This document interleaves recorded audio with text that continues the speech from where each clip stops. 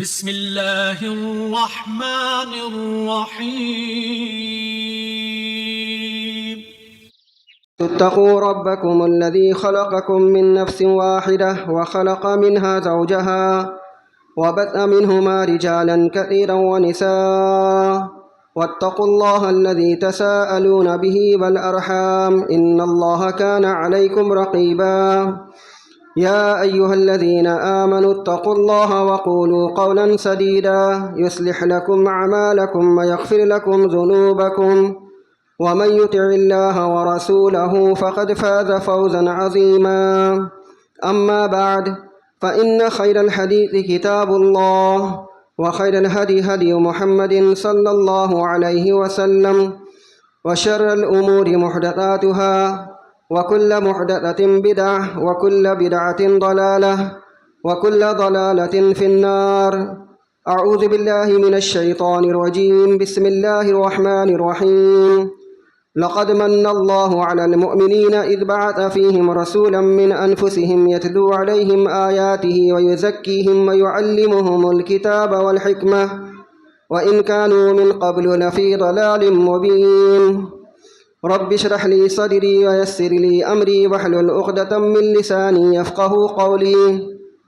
سبحانك لا علم لنا إلا ما علمتنا إنك أنت العليم الحكيم وتب علينا إنك أنت التواب الرحيم. تمام قسم کی تعریف، کبریائی، حمد و ثنا اس اللہ وحدہ لا شریک کے لیے لائق و زیبا ہے جس نے اس ساری کائنات کی تخلیق فرمائی، ہماری ضرورتوں کے واسطے ہر ایک چیز کو مہیا فرمایا، ہماری رشد و ہدایت کے لیے انبیاء اور رسولوں کا سلسلہ جاری فرمایا اور ہمیں مسلمان بنایا۔ درود و سلام نازل ہو تمام انبیاء کرام علیہم الصلاۃ والتسلیم پر، خصوصاً امام کائنات، امام الانبیاء، افضل البشر، خاتم النبیین، شفیع المذنبین، رحمۃ للعالمین محمد صلی اللہ علیہ وسلم پر۔ اللہم صل علی محمد وعلی آل محمد کما صلیت علی ابراہیم وعلی آل ابراہیم انک حمید مجید۔ اللہم بارک علی محمد وعلی آل محمد کما بارکت علی ابراہیم وعلی آل ابراہیم انک حمید مجید۔ معزز حاضرین جمعہ، عزیز بچوں، خطبہ مسنونہ کے بعد سورہ آل عمران سورہ نمبر 3 آیت نمبر 164 کی تلاوت آپ کے سامنے کی گئی ہے۔ کچھ باتیں انشاءاللہ اسی آیت کریمہ کی روشنی میں رکھنی ہیں۔ اللہ رب العزت سے دعا ہے کہ اللہ تعالی ہمیں حق کہنے، حق سننے، حق سمجھنے اور حق باتوں پر عمل کرنے کی توفیق عنایت فرمائے، آمین۔ آیت کریمہ کا ترجمہ سن لیجئے۔ اللہ رب العزت نے سورہ آل عمران سورہ نمبر 3 آیت نمبر 164 میں ارشاد فرمایا، لقد من اللہ علی المؤمنین اذ بعث فیہم رسولا من انفسہم۔ اللہ سبحانہ و تعالیٰ نے مومنوں پر بڑا احسان کیا ہے کہ اس نے انہی میں سے ایک رسول کو بھیجا، یتلو علیہم آیاتہ، جو رسول اس اللہ سبحانہ و تعالیٰ کی آیات کی تلاوت کرتا ہے، ویزکیہم، انہیں گناہوں سے پاک اور صاف کرتا ہے، ویعلمہم الکتاب والحکمہ، اور انہیں کتاب اور حکمت یعنی عقل مندی کی باتیں سکھلاتا ہے۔ وَإِن كَانُوا مِن قَبْلُ لَفِي ضَلَالٍ مُبِينٍ، اس سے پہلے کہ یہ لوگ گمراہی میں مبتلا تھے۔ یہ ربیع الاول کا مہینہ ہے، اس مہینے کے تعلق سے شاید ہی کوئی ایسا مسلمان ہوگا جو یہ نہ جانتا ہوگا کہ اسی مہینے کے اندر رسول اکرم صلی اللہ علیہ وسلم پیدا ہوئے، اسی مہینے کے اندر میں رسول اکرم صلی اللہ علیہ وسلم کی وفات ہوئی۔ اللہ سبحانہ و تعالیٰ نے مومنوں پر یہ بڑا احسان کیا کہ اللہ سبحانہ و تعالیٰ نے ہمارے درمیان میں ایک رسول کو بھیجا جو ہمیں کتاب اور حکمت کی تعلیم دیتا ہے۔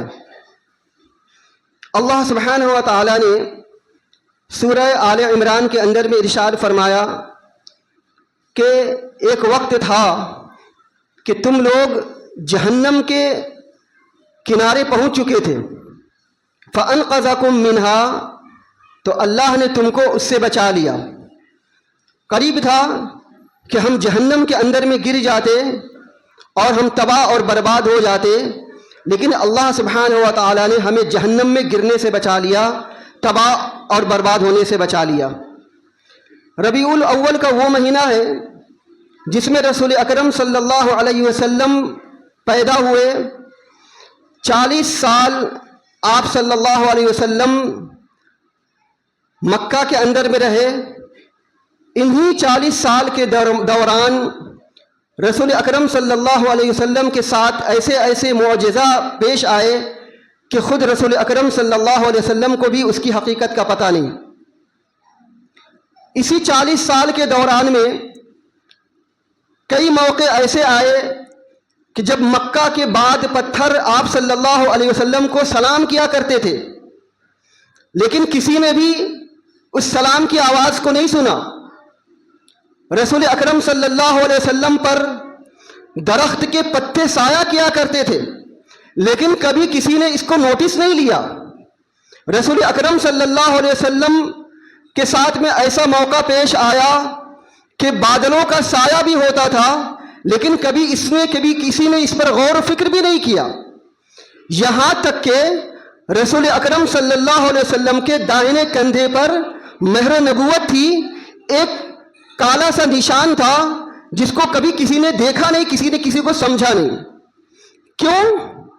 اس وجہ سے یہ ساری چیزیں آپ صلی اللہ علیہ وسلم کی عظمت کو اجاگر کرنے کے لیے تھی، آپ صلی اللہ علیہ وسلم کی اہمیت کو بڑھانے کے لیے تھی۔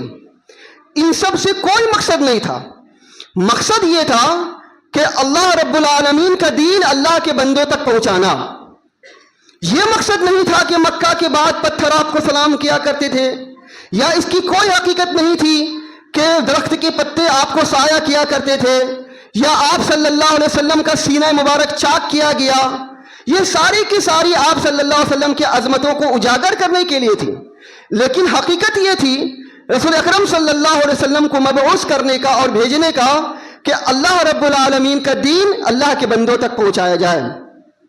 اور رسول اکرم صلی اللہ علیہ وسلم کو بتلایا گیا کہ دیکھیے، آپ جس سوسائٹی میں، جس سماج میں، جس معاشرے کے اندر میں آپ جائیں گے، اس معاشرے میں غریب لوگ ہوں گے، اس معاشرے کے اندر میں یتیم ہوں گے، اس معاشرے کے اندر میں بیوہ اور بے بس اور مجبور عورتیں ہوں گی۔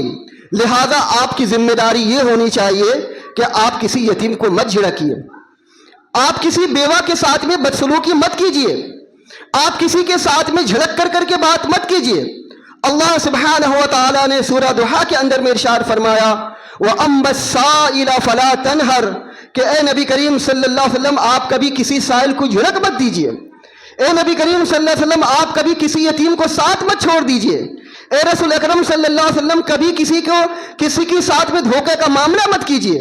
وَأَمَّا بِنِعْمَةِ رَبِّكَ فَحَدِّثْ، اور یہ اللہ رب العالمین کی طرف سے آپ کے اوپر میں جو نعمت ہے، اس نعمت کو لوگوں کے سامنے میں اظہار کیجیے۔ تو رسول اکرم صلی اللہ علیہ وسلم کی زندگی اگر آپ سیرت کا مطالعہ کریں گے تو آپ کو پتا چلے گا کہ رسول اکرم صلی اللہ علیہ وسلم جس دور میں مکہ کی زندگی میں رسول اکرم صلی اللہ علیہ وسلم لوگوں کو دعوت و تبلیغ کا کام کیا کرتے تھے، مشکل سے بڑی قد و کاوش کے بعد، بڑی محنت اور جستجو کے بعد چند لوگ ایمان لائے۔ سنن نبی داؤد کے اندر میں روایت ملتی ہے کہ رسول اکرم صلی اللہ علیہ وسلم نے ابو بکر صدیق رضی اللہ تعالیٰ عنہ کو کہا کہ ابو بکر ذرا کون کرنا، ذرا گننا، دیکھنا کہ مسلمانوں کی تعداد کتنی ہوئی ہے۔ ابو بکر صدیق رضی اللہ تعالیٰ عنہ جب کون کر کے آئے، گن کر کے آئے تو بتلایا کہ رسول اکرم صلی اللہ علیہ وسلم بس یہ چند مٹھی بھر ہمارے مسلمان ہوئے ہیں۔ ابو بکر صدیق رضی اللہ تعالیٰ نے فرمایا کہ رسول اللہ ایسے معاملہ نہیں چلے گا، بلکہ کھلم کھلا اظہار کرنا ہوگا، لوگوں کو بتلانی ہوگی۔ ہم کب تک ڈھکے چھپے، کب تک اس طرح سے چھپ کر کے لوگوں کو سمجھاتے رہیں گے؟ ہمیں علل اعلان آنا ہے اور آ کر کے لوگوں کو سمجھانا ہے۔ رسول اکرم صلی اللہ علیہ وسلم نے فرمایا کہ ابھی صبر کرو، ابھی حالات ایسے نہیں ہیں، ابھی اس قدر حالات موافق نہیں ہوئے ہیں کہ ہم لوگوں کے درمیان میں جا کر کے کھلم کھلا دعوت کا اظہار کریں۔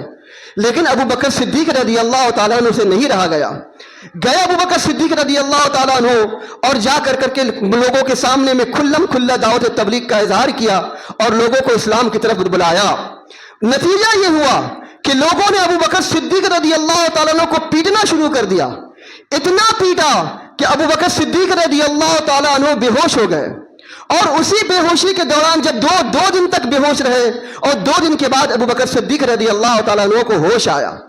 تو ایسے ہم تک دین اسلام پہنچا.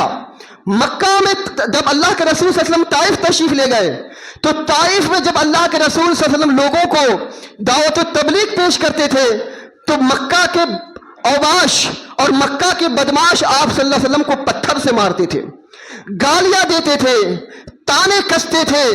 آج کی زندگی میں, آج کی تاریخ میں ہم اپنے ہاتھ کو فوراً اونچا کر لیتے ہیں. کوئی ہمیں اگر ذرہ برابر بھی کوئی تانا دے, کوئی آوازہ مارے تو ہم اپنے آپ سے بالکل آپے سے باہر ہو جاتے, ہم آپے سے باہر ہو جاتے. لیکن رسول اکرم صلی اللہ علیہ وسلم کا یہ مشن تھا, یہ مقصد تھا کہ اللہ کا دین اللہ کے بندوں تک پہنچے. طائف تشریف لے گئے اور آپ صلی اللہ علیہ وسلم نے جا کر کے وہاں دعوت تبلیغ پیش کی. نتیجہ یہ ہوا کہ طائف کے لوگوں نے آپ صلی اللہ علیہ وسلم کو پتھر سے مارنا شروع کیا. اتنا مارا کہ آپ صلی اللہ علیہ وسلم کا سر مبارک پھٹا اور خون نکل کر کے جوتے میں آ کر کے جم گیا. بے ہوش ہو گئے اور بے ہوش ہونے کے بعد حضرت زید رضی اللہ تعالیٰ جو آپ کے ساتھ تھے, اللہ کے نبی صلی اللہ علیہ وسلم کو اٹھا کر کے ایک درخت کے پاس میں لے گئے. پانی چھڑکا, ہوش آیا تو رسول اکرم صلی اللہ علیہ وسلم کے سامنے میں فرشتہ نمودار ہوا. آپ یہ ساری کی ساری تاریخ آپ سیرت کی کتابوں میں پڑھیے. اللہ کے نبی صلی اللہ علیہ وسلم نے کیسے ہم تک اسلام کا پیغام پہنچایا. وہ مکہ کی زندگی تھی. الرحیق المختوم کے اندر میں صفی الرحمان مبارک پوری رحمت اللہ علیہ نے کئی مفسرین کے حوالے سے یا کئی مؤرخین کے حوالے سے, مستند حوالے سے یہ روایت نقل کی ہے کہ اللہ کے رسول صلی اللہ علیہ وسلم کے ساتھ مکہ کی زندگی میں حالات ایسے تنگ کر دیے گئے تھے کہ آپ صلی اللہ علیہ وسلم کو شیب ابی طالب کے اندر میں محصور ہونا پڑا تھا, قید ہونا پڑا تھا. 1 سال نہیں, 2 سال نہیں, بلکہ 3 سال تک آپ صلی اللہ علیہ وسلم کا بائیکاٹ کیا گیا. 3 سال تک کوئی کھانا پینا آپ کا پاس میں نہیں پہنچتا تھا, کوئی آپ سے لین دین نہیں کرتا تھا, کوئی آپ سے ملنا جلنا نہیں کرتا تھا, کوئی آپ کے ساتھ میں خیر و عافیت نہیں لیتا تھا, کوئی آپ کے حالات کو نہیں پوچھتا تھا. بچے بلک بلک کر کے روتے تھے, بچے بلک بلک کر کے روتے تھے. سوکھے پتے اور چمڑا بھگو کر کے پانی میں بھگو کر چوسا جاتا تھا. ایسے حالات تھے رسول اکرم صلی اللہ علیہ وسلم کے ساتھ خود بھی اور آپ صلی اللہ علیہ وسلم کے خاندان والوں کے ساتھ بھی. روایت کے اندر میں آتا ہے کہ بچے اتنے زیادہ بلک بلک کر کے روتے تھے کہ ان کی چیخ و پکار گھاٹی کے باہر تک آتی تھی. اس طریقے سے رسول اکرم صلی اللہ علیہ وسلم نے 3 سال تک شیب ابی طالب میں اپنے آپ کو محصور رکھا اور کیسے بغیر دانا پانی کے اپنے آپ کو صبر کیا. اس کے بعد جب رسول اکرم صلی اللہ علیہ وسلم وہاں سے تشریف لائے 3 سال کے بعد, تو وہ سال تھا کہ جس سال میں آپ صلی اللہ علیہ وسلم کی بیوی خدیجہ رضی اللہ تعالیٰ عنہ کا انتقال ہو گیا. وہ خدیجہ رضی اللہ تعالیٰ عنہ جنہوں نے آپ صلی اللہ علیہ وسلم کو ہر موقع پر تسلی دیتی تھی, ہر موقع پر ڈھاس بناتی تھیں, ہر موقع پر آپ کا ہمت بناتی تھیں, آپ کے گھر کا انتظام درست رکھتی تھیں, آپ کے بال بچوں کی دیکھ ریکھ کرتی تھیں. خدیجہ رضی اللہ تعالیٰ عنہ کا انتقال ہو گیا. اس کے 3 دن پہلے آپ کے چچا ابو طالب کا انتقال ہو گیا. وہ ابو طالب کہ جن کا ابھی تک ہمت, جن کے رہتے ہوئے ابھی تک کسی مکہ والوں کی اتنی جرت نہیں ہوئی تھی کہ آپ صلی اللہ علیہ وسلم کو کوئی ٹچ کر سکے یا آپ صلی اللہ علیہ وسلم کو کوئی ان کو چھیڑ سکے. یہ حالات تھے کہ وہ سال جس سال اللہ کے رسول صلی اللہ علیہ وسلم کے چچا اور اس کے 3 دن کے بعد ابو بکر ان کی بیوی خدیجہ رضی اللہ تعالیٰ عنہ کا انتقال ہو گیا. وہ سال تھا جس سال کو مؤرخین نے عام الحزن سے تعبیر کیا, یعنی غم کا سال. ایسے حالات تھے رسول اکرم صلی اللہ علیہ وسلم کے ساتھ میں. پھر رسول اکرم صلی اللہ علیہ وسلم مکہ سے مدینہ تشریف لائے. مدینہ کی زندگی آپ صلی اللہ علیہ وسلم کی ایسی تھی کہ جنگ احد میں آپ نے پڑھا ہوگا کہ جنگ احد میں آپ صلی اللہ علیہ وسلم کے دندان مبارک توڑ دیے گئے اور رسول اکرم صلی اللہ علیہ وسلم کو زخمی کر دیا گیا اور رسول اکرم صلی اللہ علیہ وسلم خونے خون ہو گئے. اس طریقے سے رسول اکرم صلی اللہ علیہ وسلم نے دعوت و تبلیغ کا کام کیا. پھر ایسے آپ صلی اللہ علیہ وسلم کی زندگی مبارک لے لیجئے, آپ صلی اللہ علیہ وسلم کی خود کی زندگی لے لیجئے کہ آپ صلی اللہ علیہ وسلم کیسے اللہ سبحانہ و تعالیٰ کی عبادت کیا کرتے تھے. جب رسول اکرم صلی اللہ علیہ وسلم رات کے وقت میں مصلی پہ کھڑے ہوتے تھے تو گھنٹوں گھنٹوں کھڑے ہوا کرتے تھے. اما عائشہ رضی اللہ تعالیٰ عنہ فرماتی ہے کہ اللہ کے رسول صلی اللہ علیہ وسلم جب کھڑے ہوتے تھے تو اتنا لمبا قیام کرتے تھے کہ آپ صلی اللہ علیہ وسلم کا پیر سوج گیا تھا, ورم آ گیا تھا آپ صلی اللہ علیہ وسلم کا پیر. اما عائشہ رضی اللہ تعالیٰ عنہ نے کہا کہ اللہ کے نبی صلی اللہ علیہ وسلم آپ کیوں اتنا محنت کرتے ہیں, آپ کیوں اتنی مشقت کرتے ہیں, کیوں آپ اتنا ہی کرتے ہیں, اپنے آپ کو تکلیف میں ڈالتے ہیں. اللہ کے رسول صلی اللہ علیہ وسلم نے فرمایا افلا اکون عبدا شکورا, کیا میں اللہ رب العالمین کا شکر گزار بندہ نہ بنوں. اللہ کے رسول صلی اللہ علیہ وسلم رات کے اندھیرے میں عبدیت کا اظہار کرتے تھے اللہ رب العالمین کے سامنے میں, اور دین کے اجالے میں رسالت لوگوں کے سامنے میں پیش کیا کرتے تھے. ایسے آپ صلی اللہ علیہ وسلم کی زندگی تھی. آپ صلی اللہ علیہ وسلم کی زندگی لے لیجئے کہ آپ کے گود مبارک میں ان کے بیٹے ابراہیم رضی اللہ تعالیٰ عنہ کی وفات ہو گئی. دم توڑ گئے ابراہیم رضی اللہ تعالیٰ عنہ. لوہار جن کے جو انا تھی ان کے شوہر لوہاروں کا کام کیا کرتے تھے, بھٹی کا کام کیا کرتے تھے, گھر میں دھواں رہتا تھا. صحیح بخاری صحیح مسلم کی روایت کے اندر میں آتا ہے اللہ کے رسول صلی اللہ علیہ وسلم ایک مرتبہ انس رضی اللہ تعالیٰ عنہ کے ساتھ میں تشریف لے گئے کہ دیکھا اللہ کے رسول صلی اللہ علیہ وسلم اپنے بیٹے کو ابراہیم رضی اللہ تعالیٰ عنہ کو کہ ان کی سانس نکل رہی ہے, دم توڑ رہے ہیں. ایک باپ کی آنکھوں کے سامنے ایک بیٹا دم توڑ رہا ہے.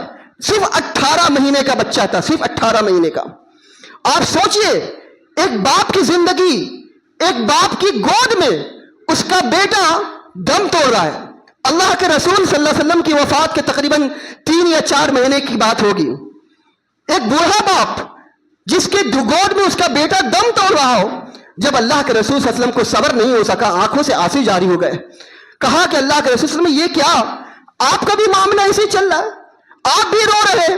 آپ صلی اللہ علیہ وسلم نے فرمایا کہ نہیں, یہ اللہ سبحانہ و تعالیٰ کی رحمت ہے. یہ رحمت ہے کہ جس کے ذریعے سے ہمارے آنکھوں سے آنسو جاری ہو رہے ہیں.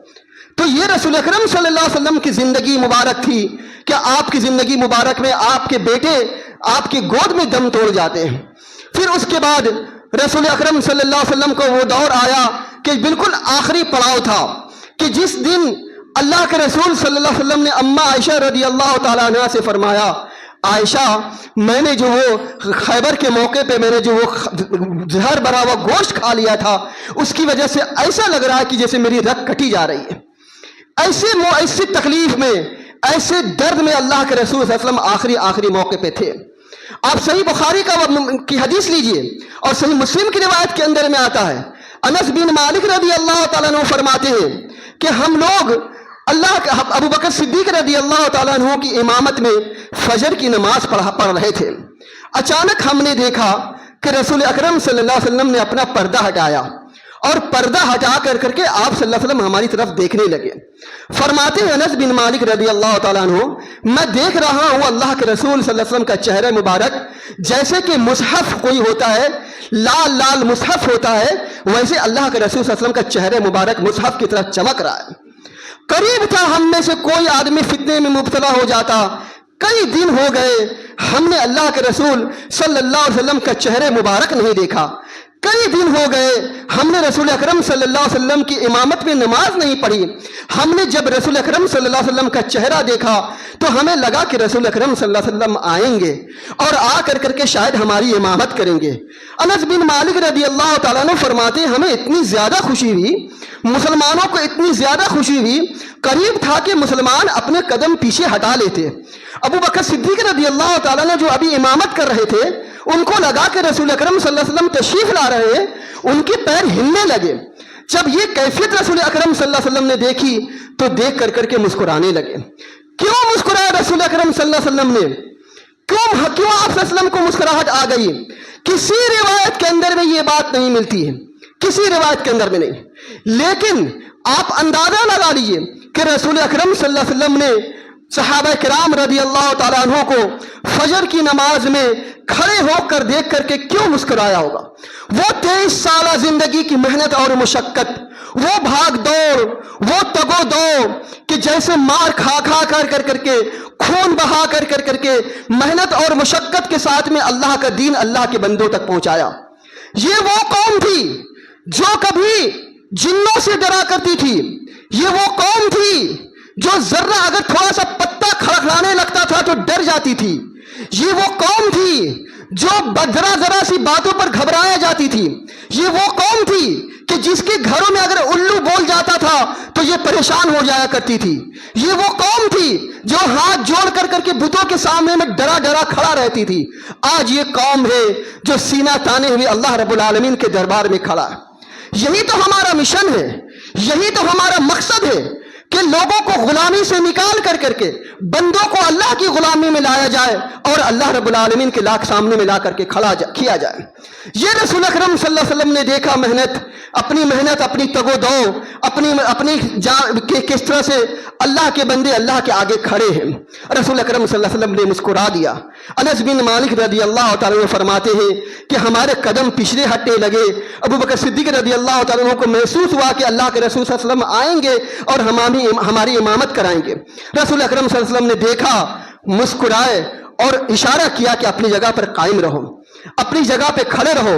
اس کے بعد اللہ کے رسول صلی اللہ علیہ وسلم نے پردہ گرا دیا۔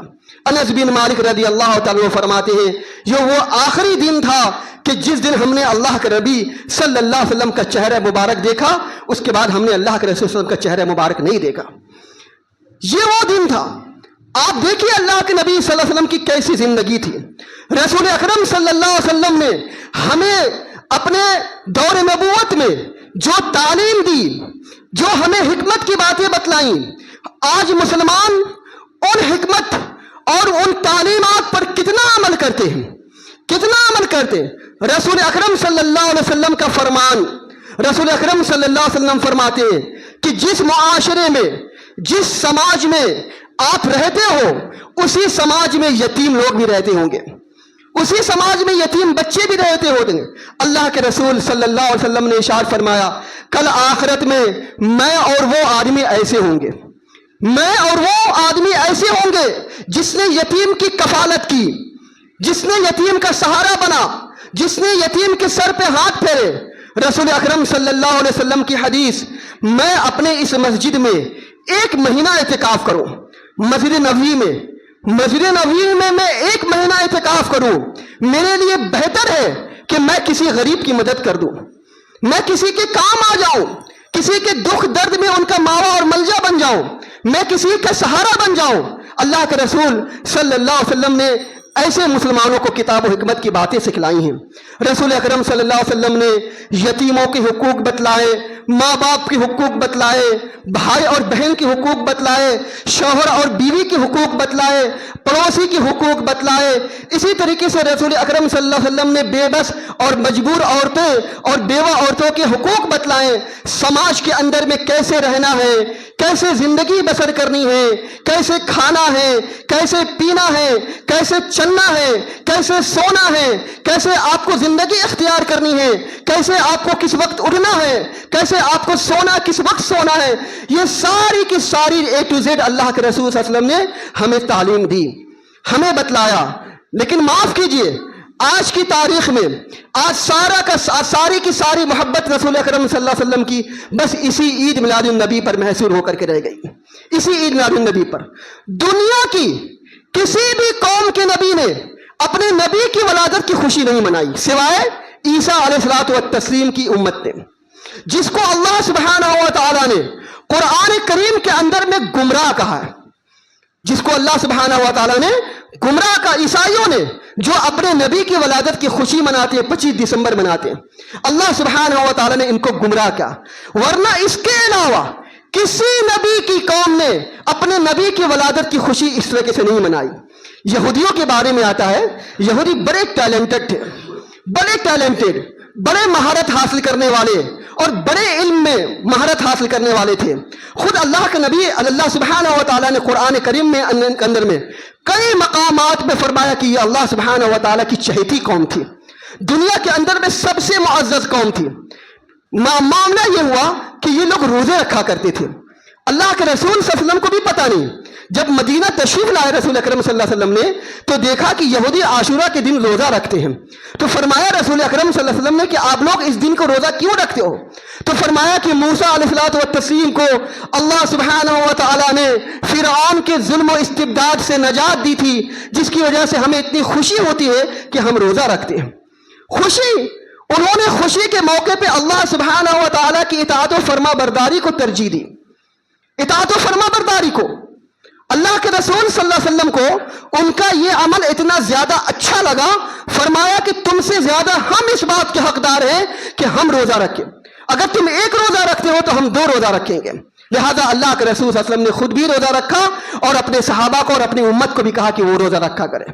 تو یہودی قوم اپنے نبی کے جو آزادی ان کو ملی تھی، اس خوشی میں وہ اللہ رب العالمین کے اطاعت و فرما برداری میں لگے رہتے تھے. ہمارا معاملہ کیا ہے؟ ہم سے اچھے تو یہودی ہیں. ہم کیا ہے؟ نہ ہمارے اندر میں اطاعت و فرما برداری، نہ ہمارے اندر میں نماز. ہمارے زبان پہ گندی گندی لیٹسٹ گالی، ماں بہن کی گالی، الٹی سیدھی گالی، اور اسی زبان میں ہم یا رسول پتی پتی کول کول کا نعرہ لگاتے ہیں. یہ ہمارے حالات ہو چکے ہیں. یہ ہمارے جیسے تیسا پیسہ، سود کا پیسہ، حرام کا پیسہ، کیسا پیسہ لوگ چندہ لیے جاتا ہے، پتہ نہیں کیسا حرام کا چندہ ہے یا حرام کا پیسہ ہے. بس چندے سے مطلب ہے، بس اپنی چودراہٹ قائم کرنی ہے. یہ سارا کا سارا آج ہمارے معاشرے میں چلتا ہے. یہی رسول اکرم صلی اللہ علیہ وسلم کی ہماری محبت کا اظہار کا بس یہی طریقہ بن چکا ہے. رسول اکرم صلی اللہ علیہ وسلم کیسے کھاتے تھے، رسول اکرم صلی اللہ علیہ وسلم کی زندگی کیسی تھی. جب آپ ہم سب قبر کے اندر میں جائیں گے تو آپ ہم سے رسول اکرم صلی اللہ علیہ وسلم کے بارے میں سوال کیا جائے گا. کیا بتلائیں گے آپ محمد عربی صلی اللہ علیہ وسلم کے تعلق سے؟ محمد صلی اللہ علیہ وسلم کہاں پیدا ہوئے، آپ کے والدین کا کیا نام تھا، آپ کے کتنے چچا تھے، آپ کی کتنی اولاد تھی، آپ نے کتنی شادیاں کی، آپ نے کتنے غزوات کیے، آپ نے کتنے حج عمرہ کیے، آپ صلی اللہ علیہ وسلم کی زندگی کیسی تھی، آپ صلی اللہ علیہ وسلم کا گھر مبارک کیسا تھا، آپ صلی اللہ علیہ وسلم کیسے کھانا پینا کرتے تھے. ان سب سے کوئی آج مسلمان کو معاشرے میں کوئی مطلب نہیں ہے. گندگی مسلمانوں کے سماج میں، معاشرے میں تو آپ جا کر کے دیکھ لیجئے. اتنی زیادہ گندگی. ایک پڑوس کے کیا حقوق اللہ کے رسول صلی اللہ علیہ وسلم نے بتلائے ہیں، اس سے کسی مسلمان کو کوئی سروکار نہیں، کوئی سروکار نہیں. ایک مسلمان دوسرے مسلمان کے گھر پہ گندگی پھینکتا ہے، ایک مسلمان دوسرے مسلمان کے گھر میں تھوکتا ہے، ایک مسلمان دوسرے کے گھر میں جھانکتا ہے. وہ کیا کھا رہا ہے، وہ کیا پی رہا ہے، وہ کیسے زندگی بسر کر رہا ہے، اس کو اس کی ٹینشن ہے، اپنی ٹینشن نہیں ہے. اس کو اس کی فکر ہے، اپنی فکر نہیں کہ ہماری زندگی کیسے گزر رہی ہے، ہم کیا کھا رہے ہیں، ہمیں کیسے زندگی بسر کرنی ہے، ہمیں کیسے رہنا ہے. آج دنیا کھڑی ہے. آج کیا فرمایا اللہ سبحانہ و تعالیٰ نے قرآن کریم کے اندر میں، اللہ سبحانہ و تعالیٰ نے قرآن کریم کے اندر میں اشارہ فرمایا کہ مسلمانوں کی ذلتوں اور پستی کے اسباب میں سے ایک سبب یہ بھی ہے کہ اللہ سبحانہ و تعالیٰ نے تمہارے دلوں کو ٹکڑا ٹکڑا کر دیا. تمہارے دلوں کو اللہ سبحانہ و تعالیٰ نے جدا جدا کر دیا. ورنہ یہ دنیا کی سپر پاور طاقت جانتی ہے کہ جس دن مسلمان اکٹھے ہو گئے، جس دن مسلمان ایک ہو گئے تو ہم نہیں رہ پائیں گے.